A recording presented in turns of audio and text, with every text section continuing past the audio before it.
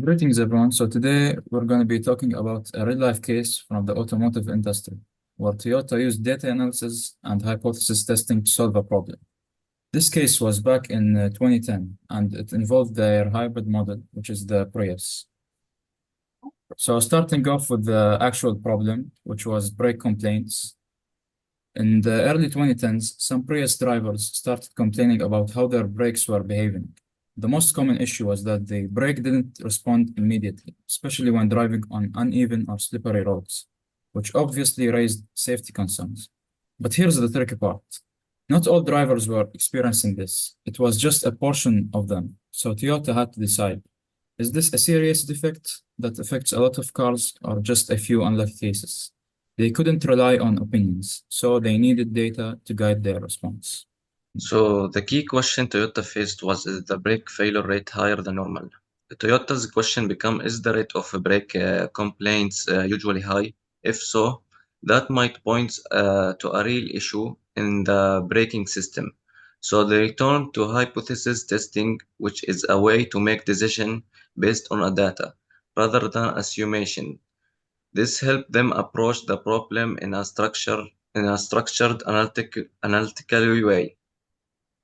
They set up their test with the two hypotheses. The null hypothesis assumed that the brake failure rate was within the normal range, around 0.5%. Alternative hypothesis said that the rate was higher than expected, meaning there might be a widespread issue. The goal here was to collect data, analyze it, and see which hypothesis the evidence supported.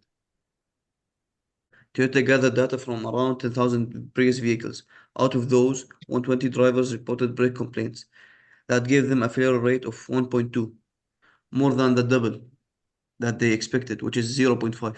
Statistically, that was significant enough to reject the null hypothesis. It meant the problem wasn't just random or rare. It was likely caused by something systematic, like a flaw in design or software. Toyota's action Toyota's action was that they recalled over 400,000 cars, Prius vehicles or worldwide. Engineers found that the problem was linked to the software that controls the brake system. A software update was developed and rolled out to fix the issue. They also offered free inspection and repairs for affected cars. This wasn't just about fixing cars, it was also about maintaining the trust with the customers and regulators.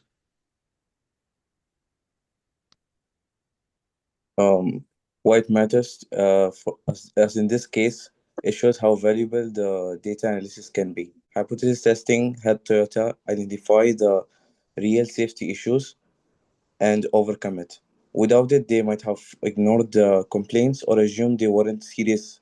Instead, they made a data-driven decision.